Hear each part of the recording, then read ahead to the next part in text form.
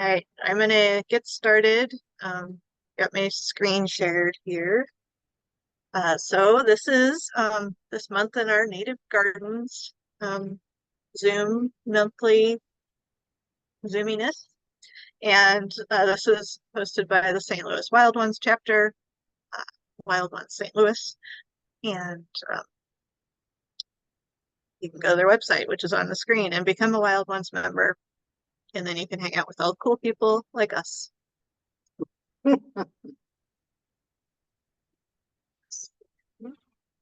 So, and this presentation is loosely based on a book I wrote called The Wildflower Garden Planner.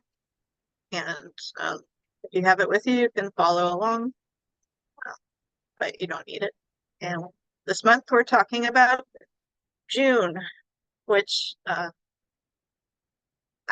when I think of June, I think of like the month of ferns. So we're starting here with the ostrich ferns. And this is my mom's front yard. And so all these ostrich ferns are growing right at the bottom of the downspout there, and they're so happy. They're ready to take over her entire yard. But she keeps them in check by digging them up every year and giving them away. And so she is supplying all of Webster Groves with ostrich ferns right here. But ostrich ferns and I think the sensitive ferns are, if you want to cover an area with ferns with very little effort, start with those two. And they're also pretty easy to find, and people are also giving them away if they have an established colony.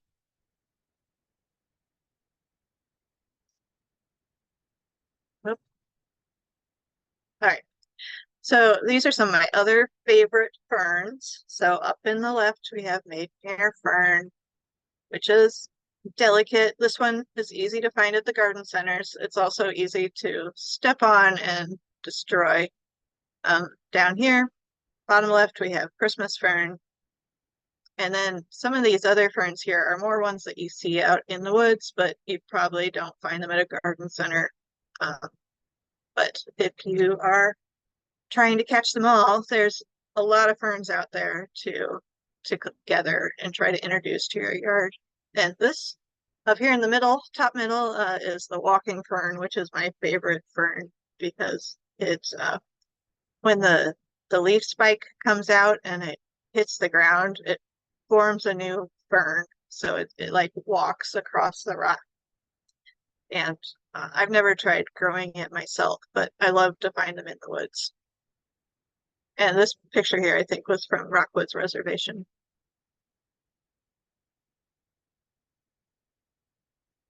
So this month, we're going to talk about ferns, which we just did. I'm going to tackle plant combos. I get asked for plant combos a lot, which I find the difficult question to answer. And then we're going to go over gardening with deer, which is another really difficult thing to deal with. But then we're going to talk about things to do in your garden to make your neighbors like your garden better. Honeysuckle vines, how to tell the invasive ones from the native ones. We'll go over seed collecting this month, caterpillars and host plants, and things you can add to your garden to get a little bit more color in June. And I have two guests here, which are going to help me with this presentation. So Kathy is going to tackle deer gardening. She has a lot of experience with deer living on the edge of Powder Valley. And so she's going to give us some of her trials and tribulations. And then Roseanne is going to talk about a surprise she found in her mulch pile. So that's going to be a fun story too. So that's coming up. And this picture here is wild hydrangea with some bumblebees on it. I really like wild hydrangea. So plant combos, I find that like picking two plants that bloom together and putting them near each other to be a plant combo, I find it really difficult, especially this year, everything's blooming wrong. So you plant two things that should bloom together. One blooms too early, one blooms too late, and then they're not blooming together like you thought. So it's a much surer bet to try to complement your flowers with leaf textures or different shades of green, or maybe even stick them in front of a rotting log. Like ferns look really awesome in front of bark or rotting logs. Or having some really cool rocks in your yard and stick them in front of those. And a lot of the ways I go and find plant combos, besides stealing them from other gardeners, is I go out into nature and look for things that are cool that are blooming together or that look neat, like like ferns that are growing out of a rock, and try to copy that in my yard. And I would say like 80% of the time it's a complete failure, but every once in a while it works. So plant combos are hard. And then that said, though, here's a couple plant combos for June. So this is wild hydrangea and the Queen of the Prairie, which they both grow in my rain garden. I like the hydrangea kind of holds the space. It's cool, looks neat all year. And then the Queen of the Prairie is sort of, it shoots up, does its thing, and then disappears again. So it's all year round. We have this hydrangea that looks cool. And then we have the cotton candy that shoots up in June and is at the same time as the hydrangea blooms. So the bees just like go crazy in this area.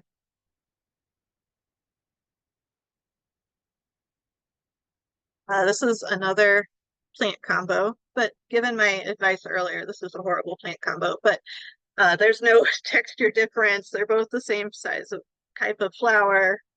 So, but purple cone flower and black-eyed Susan, they do bloom at the same time. The finches think this is a great plant combo because they love both of these plants.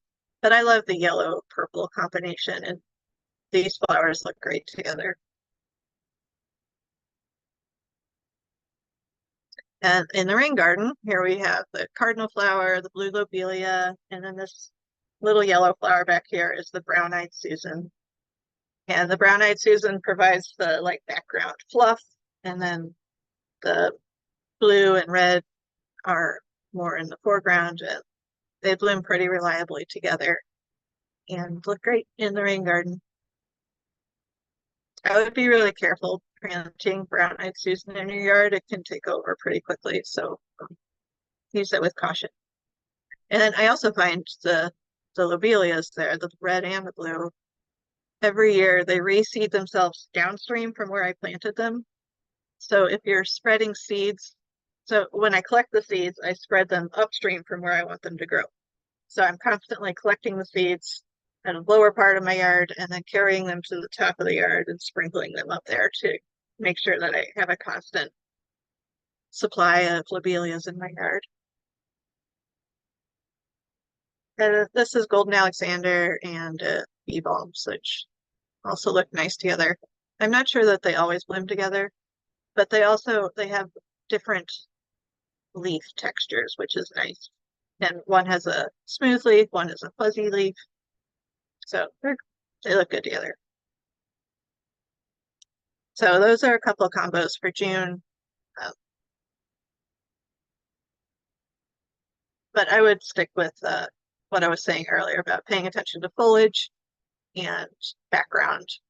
It's a much more reliable way to get an attractive picture than relying on plants to bloom at the same time. All right, so next we're going to talk about gardening with deer. And so I'm going to let Kathy speak, and we're going to go over to her presentation out of here.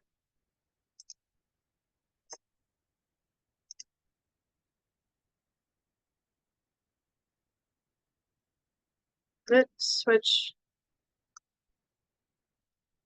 I'm not seeing that switched. All right, hold on.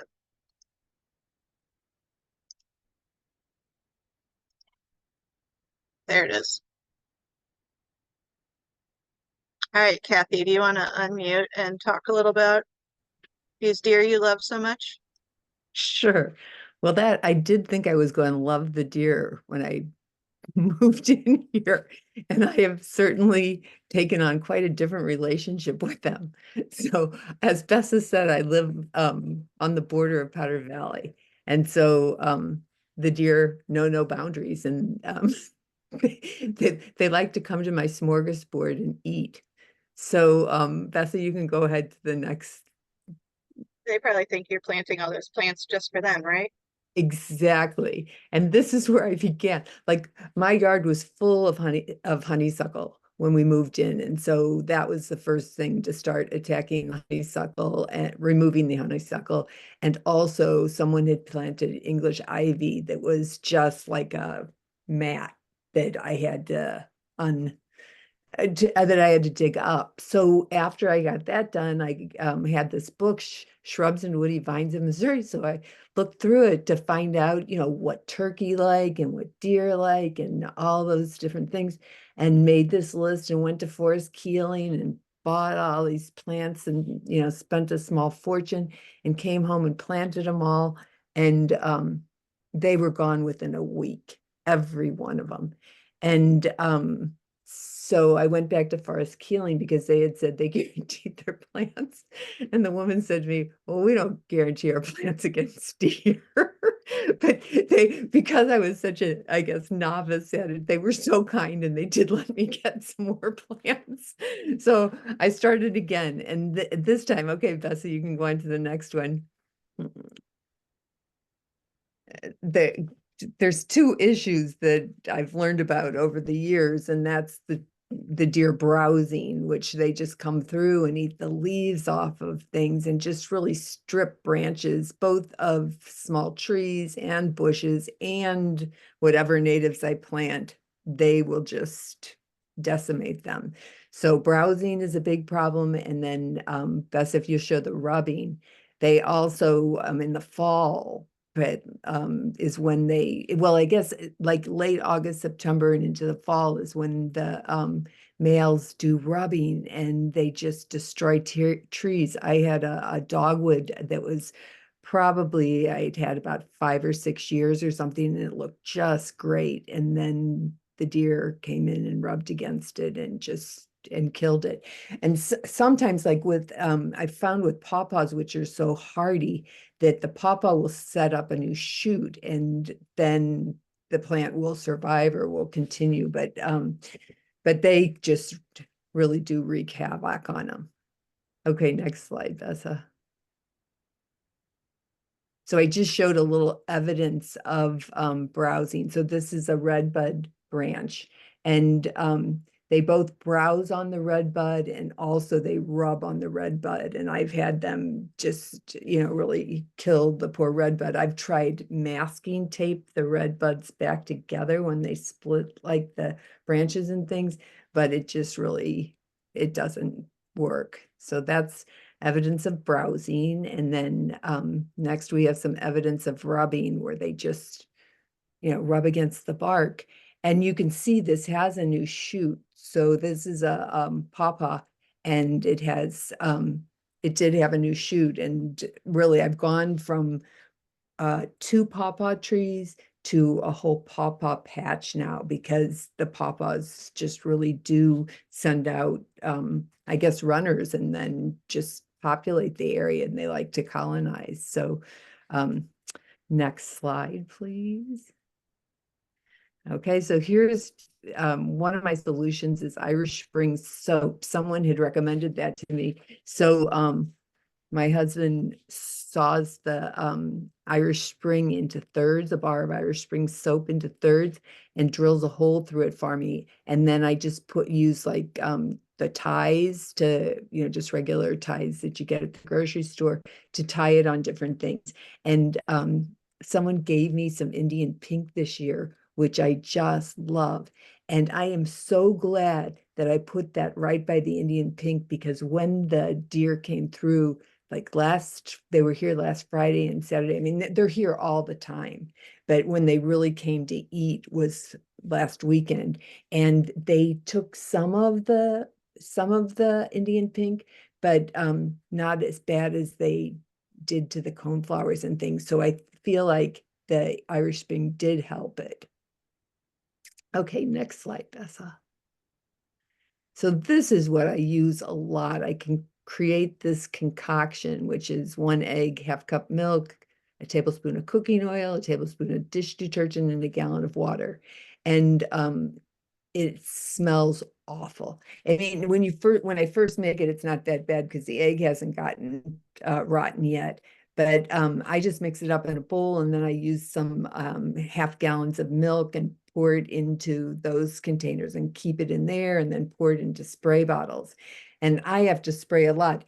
And I have been in the habit of spraying at night or in the evening because I thought that they were browsing at night, but I really realized that they do so much browsing during the day. So now I'm starting to spray during the morning.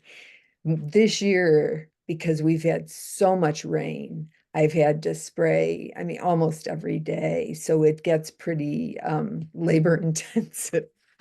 So next slide, please. How long does this stuff last if it doesn't rain? It lasts, I would say, oh, I try to do it like every 3 or 4 days if it doesn't rain, just because I want to keep them out of the things I love. But yeah, about that. But I do spray a lot. So after I had that experience of going to Forest Keeling, and I don't know whether it was somebody there or who told me that I was going to need to create enclosures. So it's hard to see in this slide that I think is on your left, but I used chicken wire first. But chicken wire, I find, is so, I mean, it's hard to deal with. And it's just easy to get cut. And it's just, I don't like dealing with chicken wire.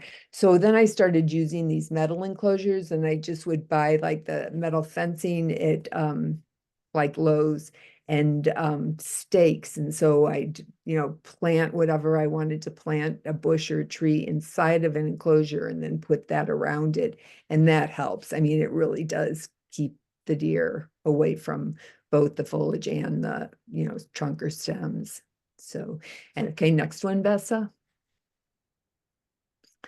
The metal is also pretty tricky to deal with. I mean, it's just stiff and it's hard to bend and create the enclosures. So I've used a lot of plastic too with stakes. And this is where my pawpaw patch is.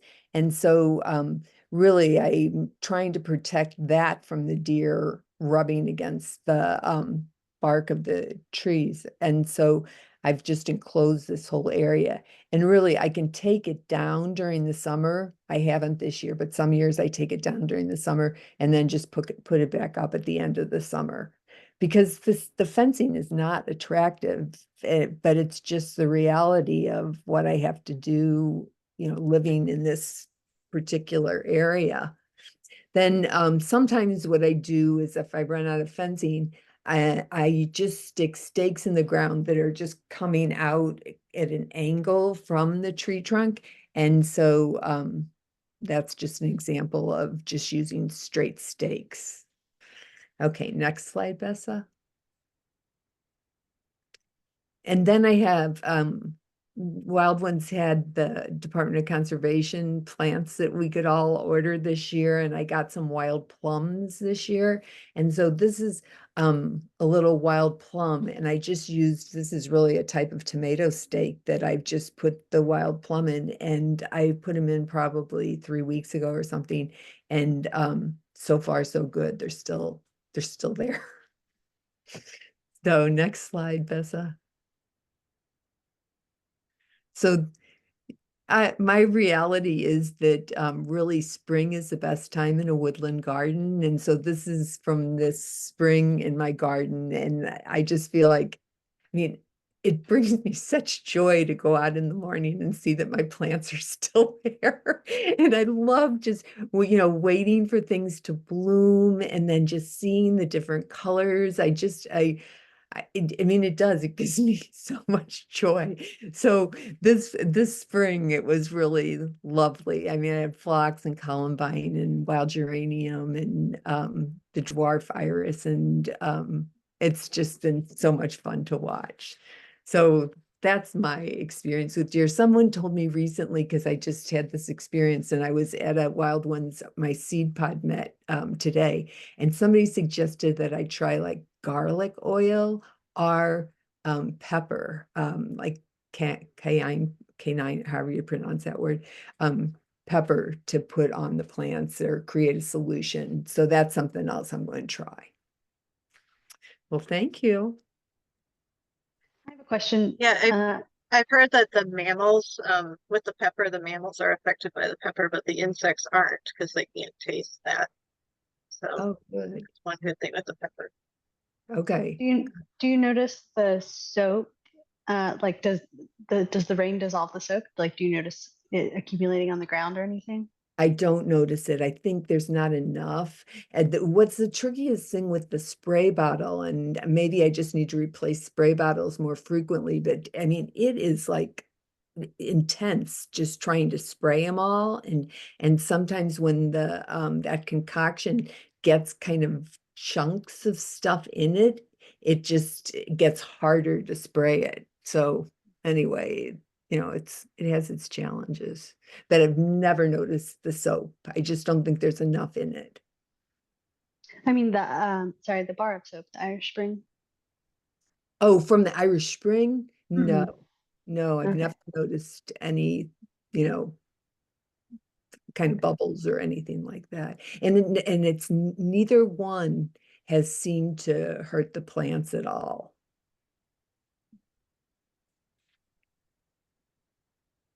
Any other questions? Uh, does anybody else want to share a success or failure with deer in their yard? A short story. I'm really lucky and I don't have deer in my yard yet. And every time I go to someone else's yard that has deer, I just feel so relieved that I don't have to deal with that. Yeah. I could, I have a, so, we've been in our house almost 8 years. And the first year we were here, we'd never experienced the deer problem before. So now we're in Jefferson County. We used to live in St. Charles County, but we didn't have deer because we were in a neighborhood. And we bought a whole bunch of beautiful heirloom fruit trees. And we put them in the ground. We dug, we dug holes, probably 25 trees. And they look great. All of a sudden, a few they're starting to get some leaves. The leaves are gone. We're like, oh, okay, well, there must be some bugs. Well, then the whole trees are gone. Okay, now we know it's deer. We had no idea, having never experienced it before, that we would have to put up what's on this slide right now, a 10-foot tall fence. We haven't done it because we haven't replaced the trees yet. Because we were just absolutely heartbroken. We realized what happened. We ended up with 2 trees out of probably 20 or ish that survived. They're both apple trees. So we actually have for the first time in 6 years old now, we have apples on this one tree. But it was just, we went through all this work. It was heartbreaking to just see all our trees gone. Again, we had no idea that was what was going on until it was too late. I so sympathize with you. I mean, I just find it so discouraging. But you keep trying, Kathy. Oh, I was out planting tonight. I can't help myself. Well, you have a lovely yard, so you've definitely had some success over the deer. Thanks, Bess.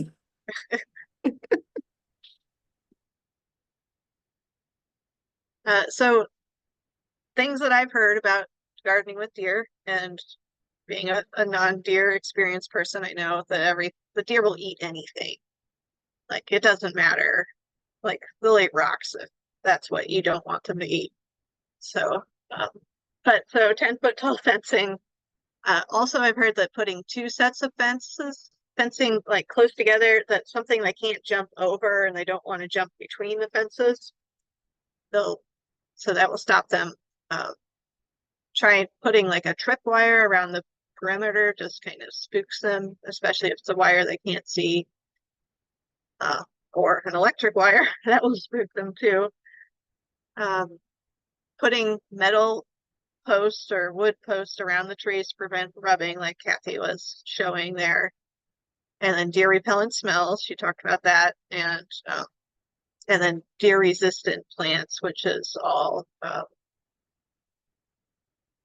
mean, one person's deer resistant plants is another person's deer candy, but in general,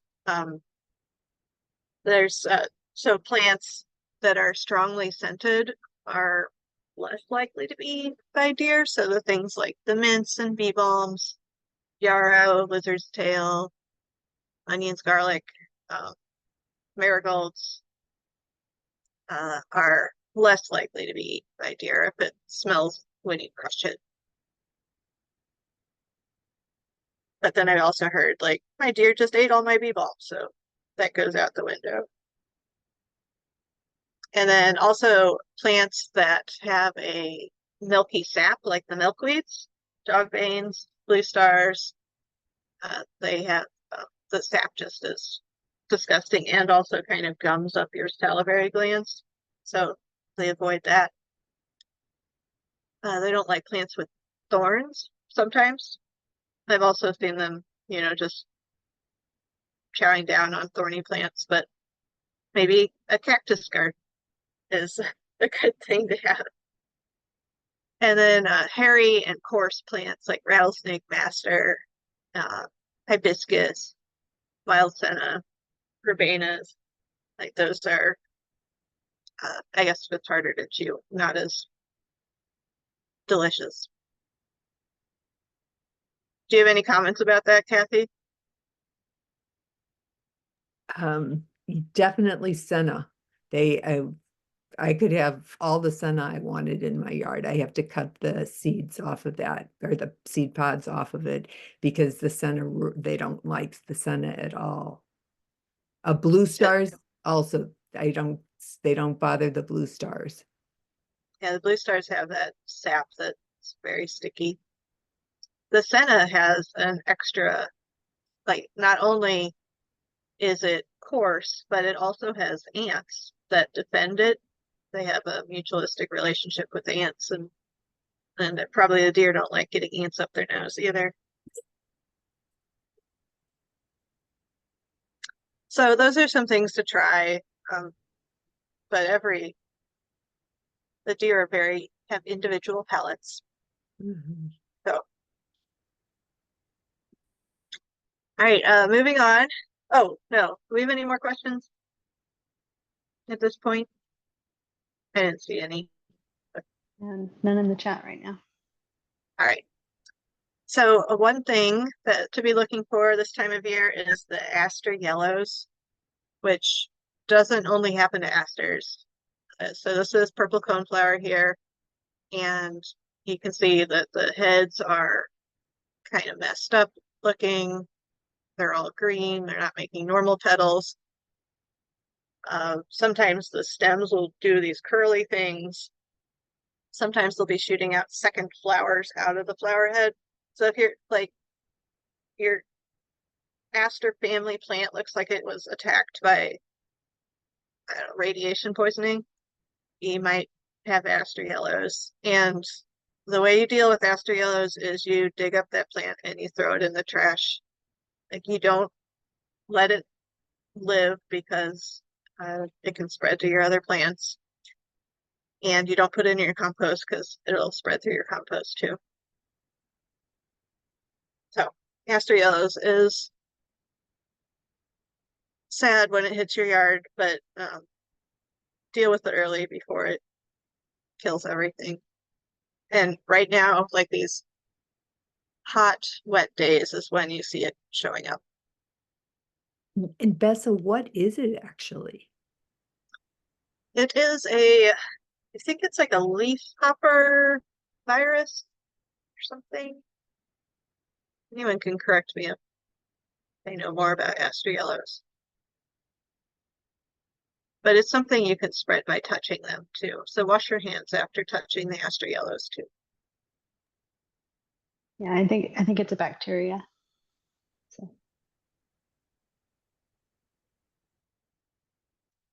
And then another annoying thing that happens in June is the bindweed. I have bindweed really bad in my yard, and it's so hard to get rid of. Like you dig it up and like any little root piece that's left behind is still there. And so this is not the honeysuckle vine. Some people, I've had them tell me that this is honeysuckle, but this is bindweed and it's not native, and feel free to kill it. I do find that if you plant your plants densely enough, it does outcompete the bindweed. So you can try that. But I've tried all sorts of ways to kill it. Like I've tried smothering it, I've tried pulling it out. But densely planting my plants seems to be they just starving the surface of light seems to be most effective for me. And also not letting it go to seed. So I pull it up whenever it starts getting its pretty flowers. I go out there and yank it out of the ground.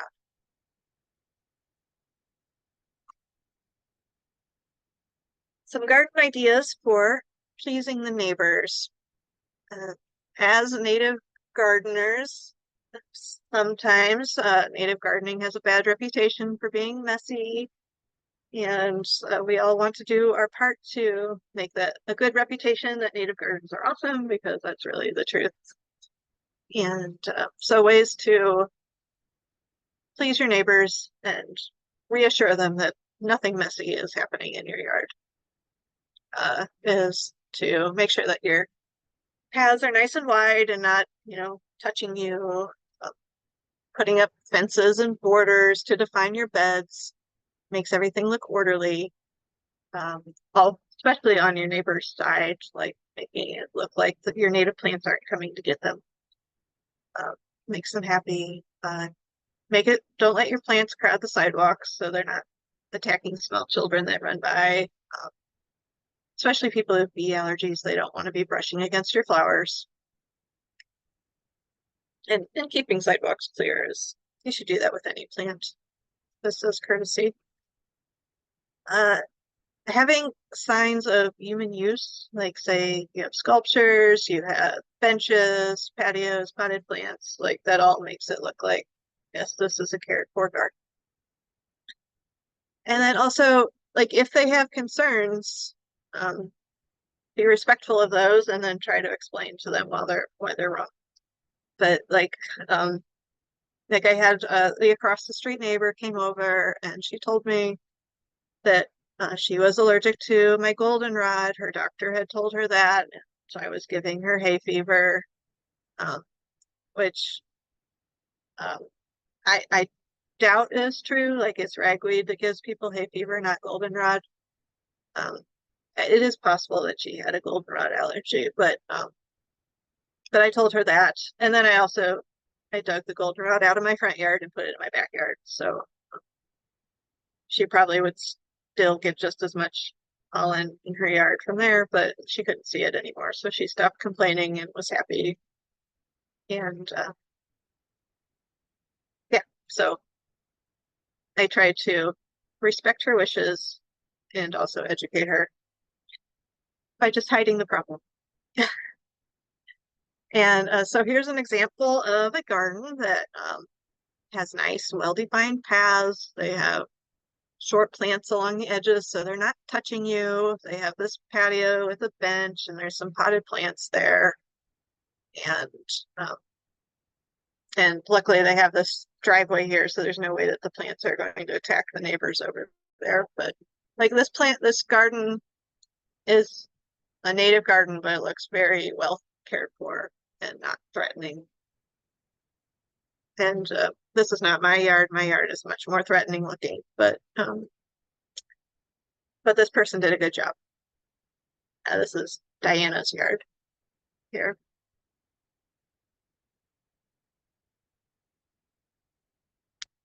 All right, a little bit about honeysuckle vines. Does anybody know if this one pictured is native or non-native?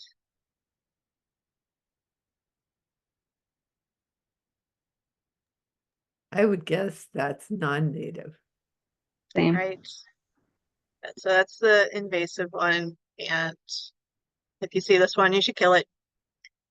And a lot of times if you see a vine coming into your garden, it is probably the invasive one, but it is pretty easy to tell by looking at, well, first the flower color.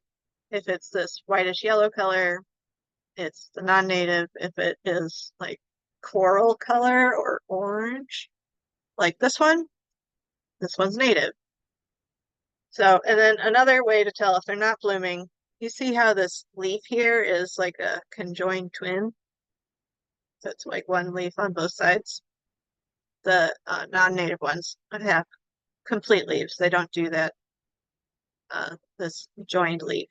And this joined leaf is only right at the end of the stem there. So it does also have like complete leaves too, but this is a really good indicator here, looking for this leaf. If you have this leaf, then don't kill it. And so that we have in garden centers, there's two native honeysuckles that are pretty easy to find. Is the Lonicera flava, which is the yellow honeysuckle, which is a darker shade of yellow than that previous one.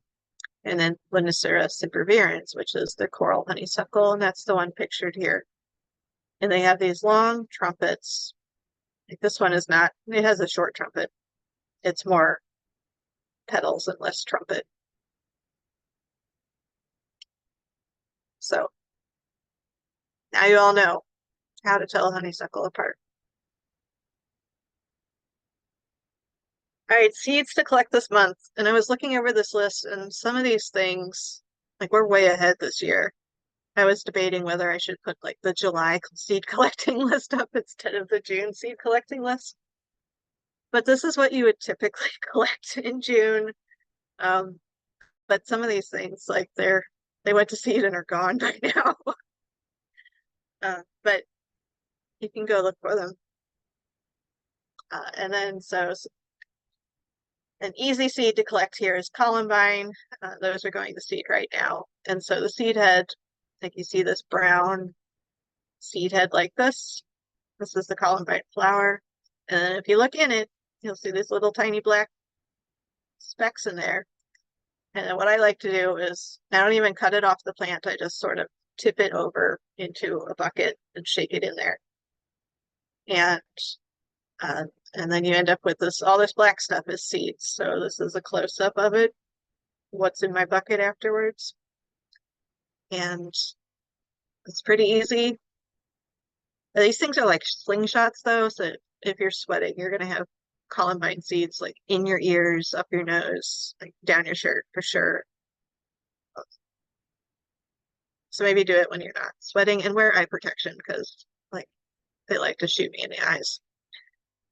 Because you put it over and you shake it and then you let go and it like flings them all across the air.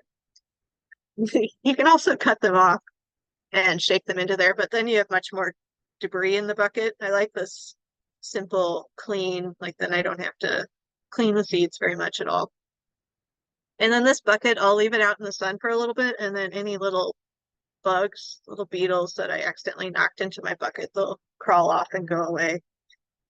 And then I take the seeds and make sure they're dry. I usually let them sit in the basement, and then I put them in an envelope and store them for the next year. And columbine is a good seed to give away to people because it grows really easily. You don't have to cold stratify it. Columbine plants are pretty easy to take care of, and they will grow almost anywhere. So go out, collect your columbine, give it to your friends.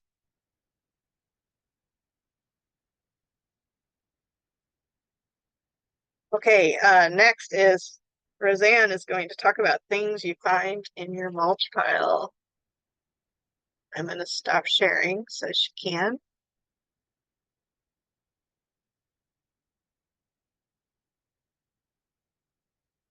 And you're on mute too, Roseanne.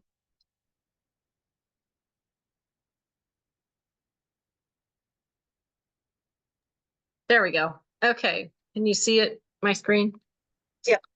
Okay, so this didn't happen in June, but it was really close. So when Besa invited me to do this, I wanted to give you the background of what we found in our mulch pile, which was probably obvious by now, but we had these two Western rat snakes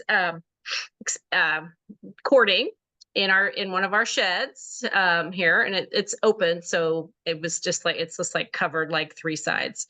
So we took these. I took these pictures. You can see they're fully engaged here, and then the picture, the other one is a close up of the female that I found a few days later, and anyway, it was fun. I have never seen this before in all the years of finding snakes and looking for snakes, to see this courtship behavior like right in literally my backyard. So that was fun. So, the mulch that we got was actually mostly cedar. We had a big pile on our driveway, and it was from the power cut. So the power company came along and they were cutting all the trees away from the power lines, because our lines out here are still above the ground. And they're like, do you want this mulch? We're like, sure, throw it on the driveway. So we had this big pile of mulch. It had been sitting on our driveway for several months. So it's nice and warm in there by the time summer rolls around. And we decided in August we were going to move this mulch pile, and found these eggs. I don't have any pictures of the eggs when I moved them, but we're moving the mulch pile. We find these eggs.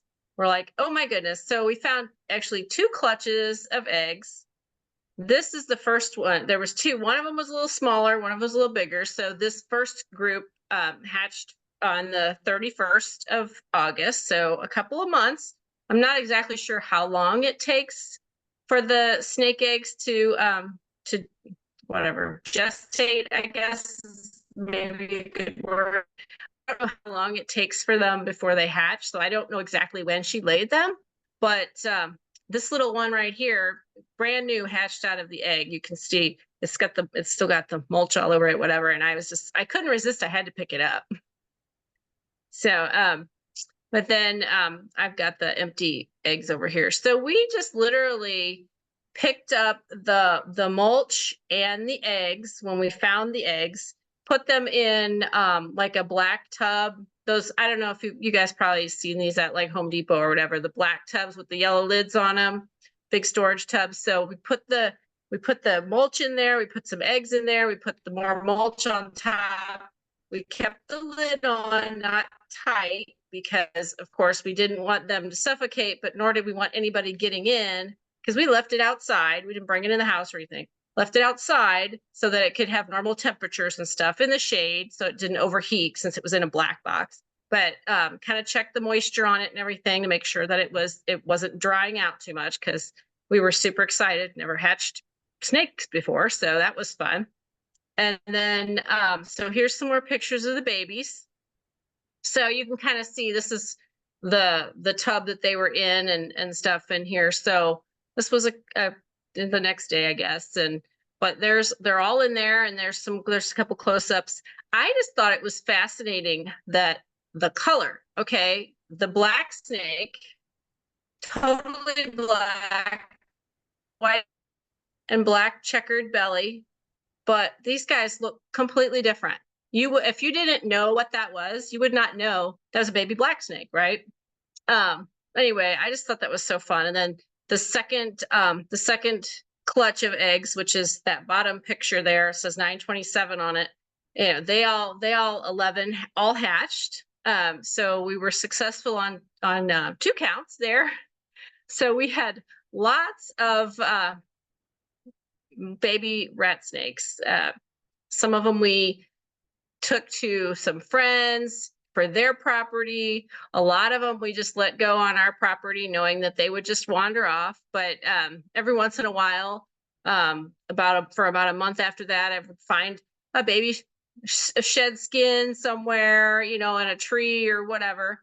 But I think, because of the mottled color, they can blend in a lot better than maybe some when they're small like that. So anyway, it was super fun, but they're just so cute. I just love the colors, and it was just fascinating to see it. We didn't keep them very long. We probably only kept them for about the first group anyway, probably only kept them for maybe a week or two just to make sure that they were all healthy and everything before we let them go. And then the same with the second group.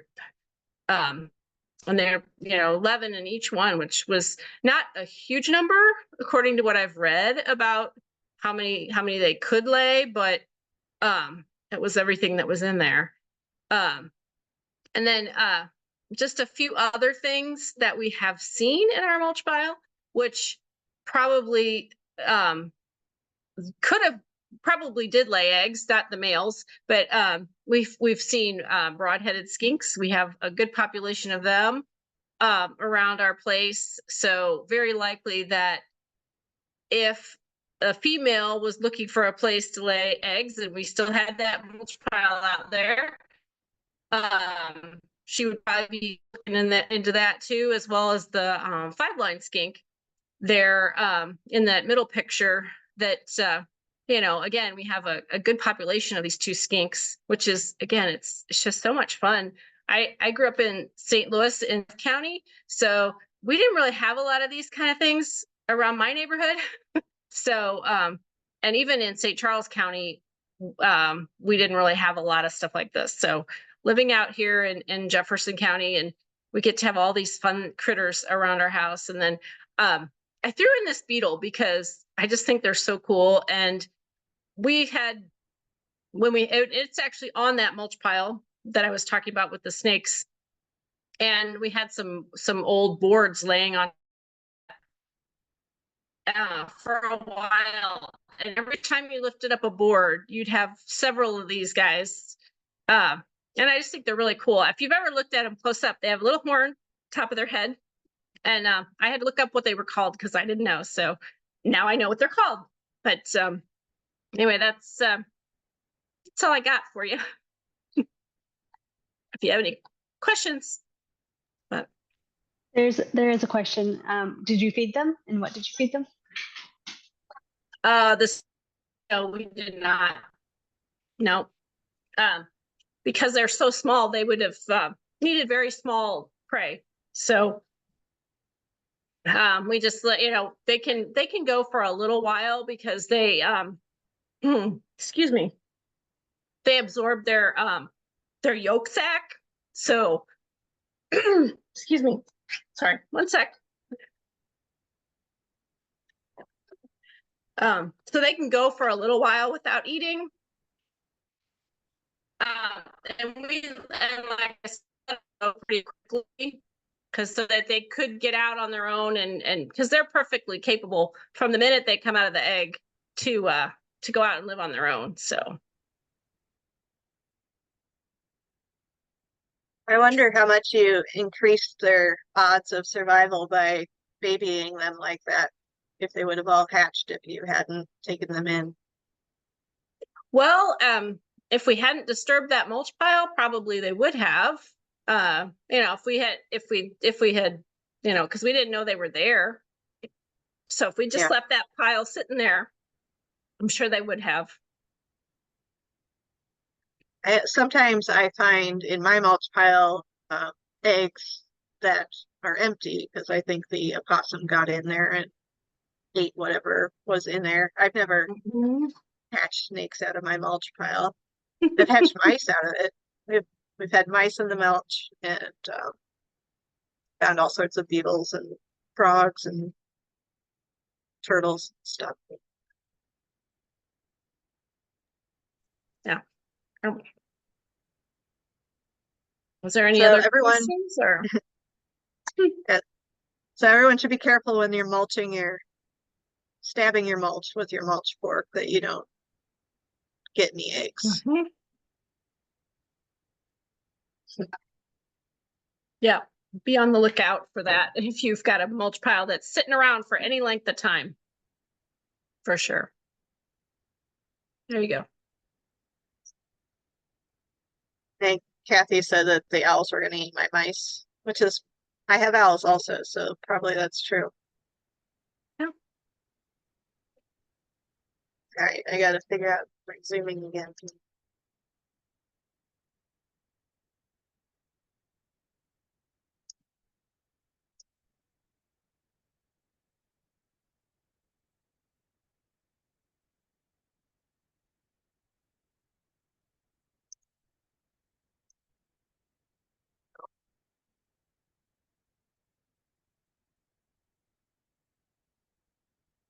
There we go. So this was a snake I did find in my mulch pile. It was not um, it's not an egg though, but he escaped from the mulch pile. And I was happy to have him to eat things. So next we're going to talk about the common butterfly caterpillar host plants.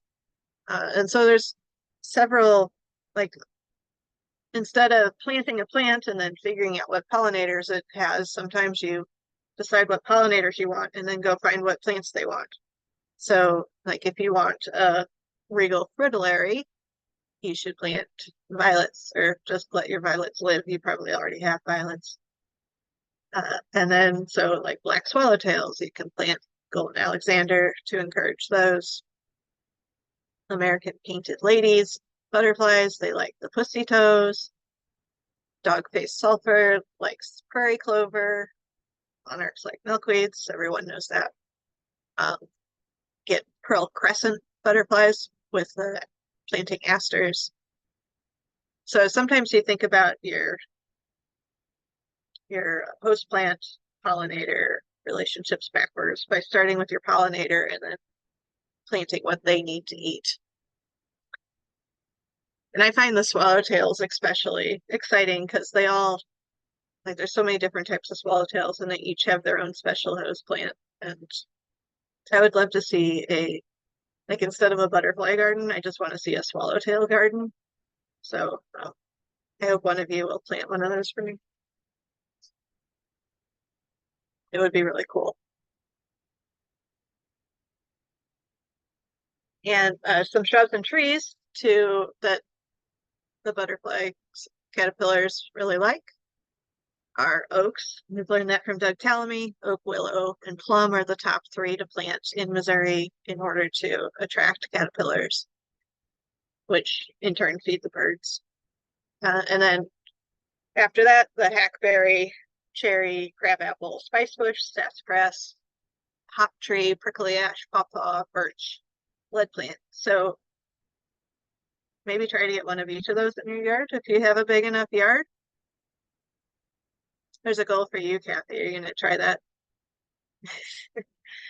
And so I don't have a willow in my yard yet. I'm afraid of how they spread.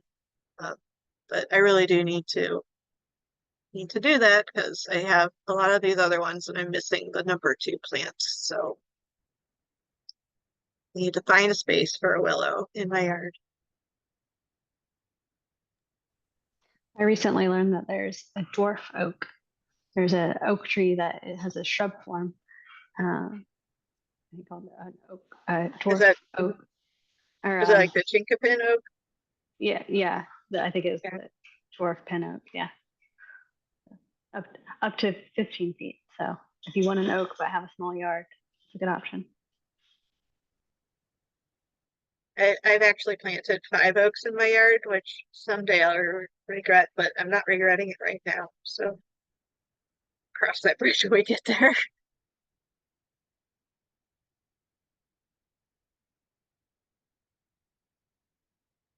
I haven't seen the street fogging happening yet, but that usually starts in June.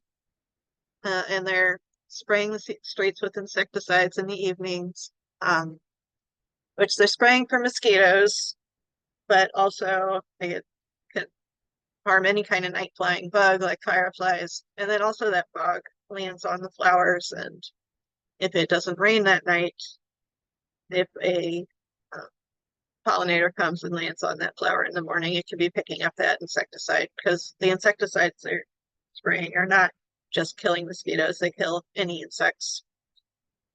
If you are in a community, like, you might be able to go to your neighborhood meeting and advocate for more responsible mosquito control. And there's also in St. Louis City, you can call up and ask for them not to spray your property. You could say that you have a pollinator garden and you don't want them to spray it. You might also want to think of maybe not planting your pollinator garden that close to the street so that the pollinators aren't getting killed by the fogging machine. Maybe you need some sort of a shrub border between the street and your house to keep that fog off your property. But so just something to be aware of. And Pollinator Week is coming up. It's June 17th through 23rd. So we all love pollinators, and the Xerces Society, which is a national insect group that supports insects, and they have the Bring Back the Pollinator pledge. And so to take the pledge, I feel like a lot of us are already doing this, is you grow bee-friendly flowers, and you protect bees and caterpillars and plant host plants. You don't use pesticides or insecticides, and you try to spread the word about how pollinators are important. So I imagine all of you do that already, but if you want to make it official, you can go to the Xerces Society website and take the pollinator pledge online and get your little dot on the map that says that you are standing up for pollinators. And also, you should tell your neighbors it's Pollinator Week, because they probably forgot. And this is what success looks like when you have a pollinator garden, is you have a bee that came and cut holes in all your leaves and built nests out of it. So like each one of these hole punches is a baby bee somewhere. So this isn't leaf destruction. This is, the bees are decorating. It's actually, cool. It kind of looks like a 4-year-old got loose in my yard with a hole punch, though.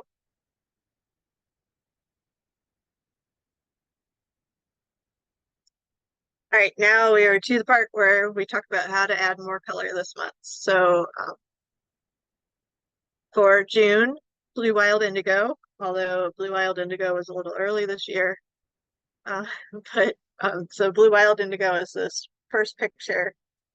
The middle picture is the blue-eyed grass, which is a very tiny plant, and it has these sweet little blue flowers. It makes a great edge of the path plant.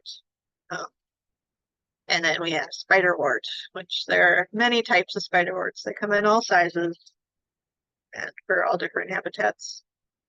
And they aren't all blue either, but I love this blue color here.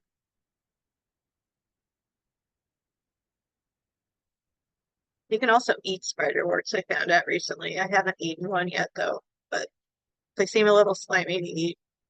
But I might try that in the future. So for adding more white to your yard, you could try pale beard tongue, wild quinine, foxglove beard tongue, white wild indigo. Also here I have Culver's root. It's this first photo. Second photo is the lizard's tail, which is one of the ones I was talking about in the deer gardening. It's one of the smelly plants. I just love the way it smells. It smells like licorice, I think. It's not the flower that smells like licorice, it's like when you crush the leaves. And this is yarrow. We have penstemon, and then down in the corner is the white wild indigo.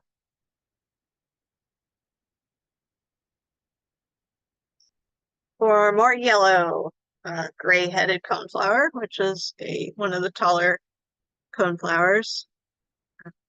Yellow coneflower, black-eyed Susan, and Missouri coneflower. So you'll notice 3 of those are Rhatibidas. They're all called coneflowers. They're yellow, and they all have this kind of disc shape. Different heights, though.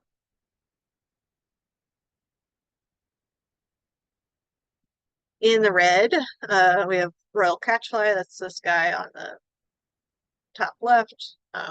Butterfly milkweed is orange. I hope you all know what butterfly milkweed looks like. And then we have a pink here, the queen of the prairie. That's this tall plant here. So you should make sure in your yard you have all the different colors, because different pollinators are attracted to different colors.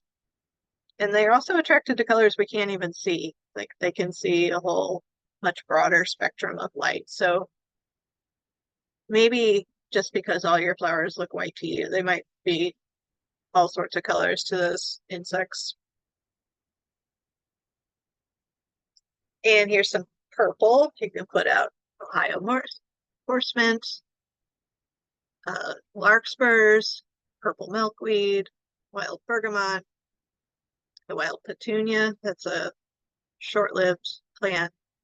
Glade coneflower, purple coneflower.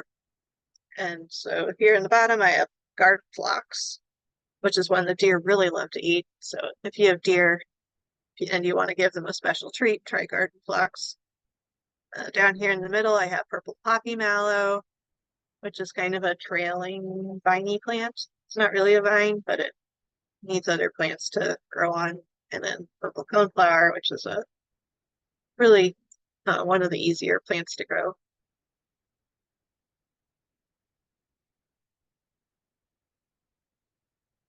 And with that, we can go back to questions. Is there anything else? Anybody There wants was to just a- add any of that stuff? There was a question about pollinators on the wood plant. But then Kathy answered it herself and said it's the dog face, sulfur, and gray hair streak that use them as a host. Do you know of any others? No. I need to learn more about that. I love those hair streaks though. They're so cool looking. They're all cool looking. I mean, especially if you get like a microscope, then the pollinators are really cool looking.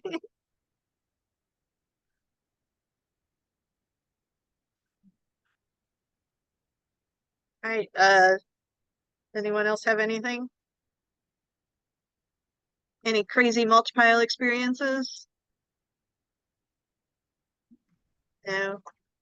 Well, thank you, Roseanne, for sharing your baby snakes, and Kathy sharing your experience with deer. And I will see you all again next month, July 3rd, Wednesday, 7 p.m. Thank you all. Thanks, Besa. Thanks, Besa. Thank you. Happy gardening, you Enjoyed it. guys. Thanks for sharing, everybody. It was wonderful.